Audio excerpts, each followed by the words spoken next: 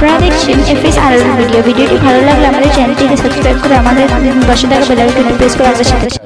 ISF এর দলটা আমরা দেখতে পাচ্ছি আপনাদের সাথে জোট করে লড়ার একটা সিদ্ধান্ত নিয়েছে, আপনারা কি তাতে মত আছেন? আমাদের মতামত দেবার আমার এই জাঙ্গিপাড়া এরিয়া কমিটির সদস্যদের নেই এবং এলাকার মানুষের।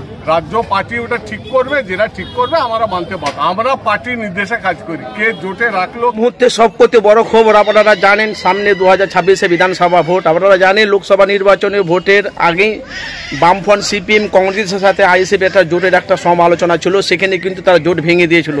এখন আবার সামনে 2026 বিধানসভা ভোটে আইএসএফ নওশাদ সিদ্দিকী বামফ্রন্ট সিপিএম কংগ্রেসের সাথে জোট করার জন্য মানুষের কাছে বাস্তবটা তুলে ধরেছি। এখন জোট করবে কি না করবে আসেন আপনাদের কাছে সরাসরি দেখাবো বামফ্রন্ট সিপিএম কি বলছে, দেখতে থাকুন।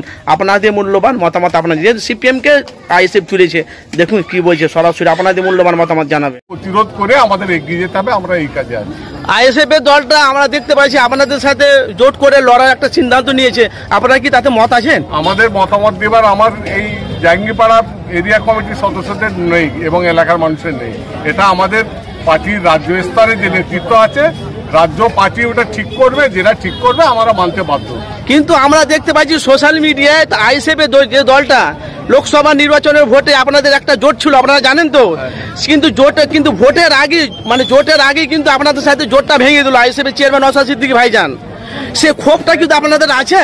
সেটা আমাদের বিষয় নয়, আমরা পার্টির নির্দেশে কাজ করি। কে জোটে রাখলো, কে চলে গেল, এতে কিছু আমরা এসে যাইনি। আমাদের যেমন নির্দেশ আমরা মাথা সেই টাইম আমাদের পার্টির নির্দেশ মেনে আমরা চলি। তো নওশাদ সিদ্দিকী ভাইজান বলছে বামফ্রন্ট সিপিএম কংগ্রেস আইএসএফ আইমাকে নিয়ে তৃণমূল বিজেপিকে বাংলা থেকে পুরো ধুলে সাফ করে দেবো, সেটা আপনি কি নজরে দেখছেন? আমাদের পার্টি বলে দিয়েছে তো, কংগ্রেস তৃণমূল বা বিজেপিকে বাদ দিয়ে যে সমস্ত সংগঠন আছে, ক্লাব আছে, সবাই মিলে যদি একসাথে লড়াই করতে থাকে আমার পার্টি রাজি আছে বলে দিয়েছে। কিন্তু জোট করে যদি আপনারা 294টা সিট আছে বিধানসভায়, জোট করে যদি আপনারা যদি সিট যদি অনেক করে যদি পান, অনেক কথা এটা বলছি, তো যেখানে যার শক্তিশালী সেখানে সিটগুলো পাবে তো নাকি? সেটা এখন সে বলার সময় আসেনি। তা আপনারা তবু একটা সেটা বলার সময় আসেনি, যা বলার আমাদের রাজ্য কমিটি বলবে।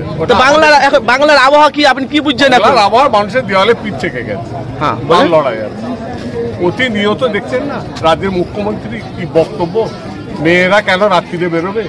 রাজ্যে মেয়েদের অধিকার নেই ফাঁকে বেরোবার? তাহলে বাজার ঘাট দোকান অফিস আদালত তাহলে সন্ধ্যে পর বন্ধ করে দেওয়া উচিত, তাহলে মেয়েরা বেরোতে নেই। যদি মেয়েদের নিরাপত্তা দিতে পারে না, সে বলছে মেয়েরা কেন বেরোবে? মুখ্যমন্ত্রী বলছে রাত 12টায় কেন বেরোলো? আমরা কি দেখলাম? সিসি ফুটেজের খবরে যেটা দেখলাম